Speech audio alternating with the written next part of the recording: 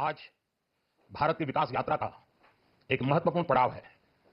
ये 140 करोड़ भारतीयों की आकांक्षाओं का बजट है। ये हर भारतीय के सपनों को पूरा करने वाला बजट है। हमने कई सेक्टर्स युवाओं के लिए खोल दिए हैं। सामान्य नागरिक विकसित भारत के मिशन को ड्राइव करने वाला है। यह बजट एक फोर्स मल्टीप्लायर है। यह बजट सेविंग्स को बढ़ाएगा, इन्वेस्टमेंट को बढ़ाएगा, कंजम्पशन को बढ़ाएगा और ग्रोथ को भी तेजी से बढ़ाएगा।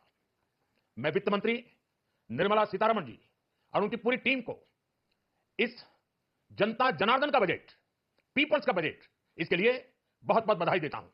साथियों, आमतौर पर बजट का फोकस इस बात पर रहता है कि सरकार का खजाना कैसे भरेगा, लेकिन यह बजट उससे बिल्कुल उल्टा है। लेकिन यह बजट देश के नागरिकों की जेब कैसे भरेगी, देश के नागरिकों की बचत कैसे बढ़ेगी और देश के नागरिक विकास के भागीदार कैसे बनेंगे, यह बजट इसकी एक बहुत मजबूत नींव रखता है। साथियों, इस बजट में रिफॉर्म की दिशा में महत्वपूर्ण कदम उठाए गए हैं। न्यूक्लियर एनर्जी में प्राइवेट सेक्टर को बढ़ावा देने का निर्णय बहुत ही ऐतिहासिक है। यह आने वाले समय में सिविल न्यूक्लियर एनर्जी का बड़ा योगदान देश के विकास में सुनिश्चित करेगा। बजट में रोजगार के सभी क्षेत्रों को हर प्रकार से प्राथमिकता दी गई है। लेकिन मैं दो चीजों पर ध्यान आकर्षित करना चाहूंगा।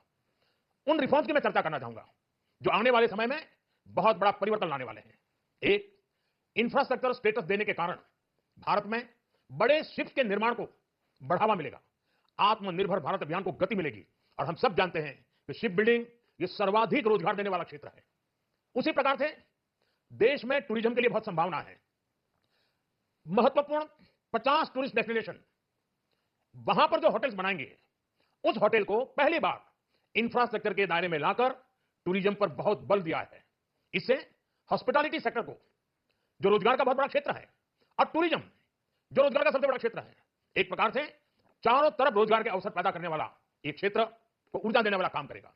आज देश विकास भी विरासत भी इस मंत्र को लेकर चल रहा है।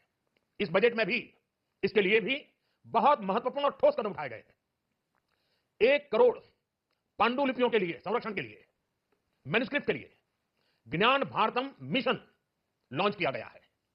साथ ही भारतीय ज्ञान परंपरा से प्रेरित एक नेशनल डिजिटल रिपोजिटरी बनाई जाएगी। यानी टेक्नोलॉजी का भरपूर उपयोग किया जाएगा और हमारा जो परंपरागत ज्ञान है उसमें से अमृत निचोड़ने का भी काम होगा।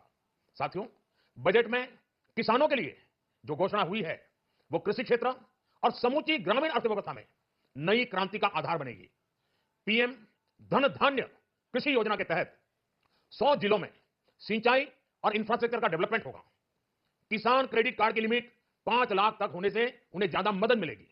साथियों, अब इस बजट में 12 लाख रुपए तक की आय को टैक्स से मुक्त कर दिया गया है। सभी आय वर्ग के लोगों के लिए टैक्स में भी कमी की गई है। इसका बहुत बड़ा फायदा हमारे मिडिल क्लास को, नौकरी पेशे करने वाले जिनकी आय बंधी हुई है, ऐसे लोगों को, मिडिल क्लास को इससे बहुत बड़ा लाभ होने वाला है। उसी प्रकार से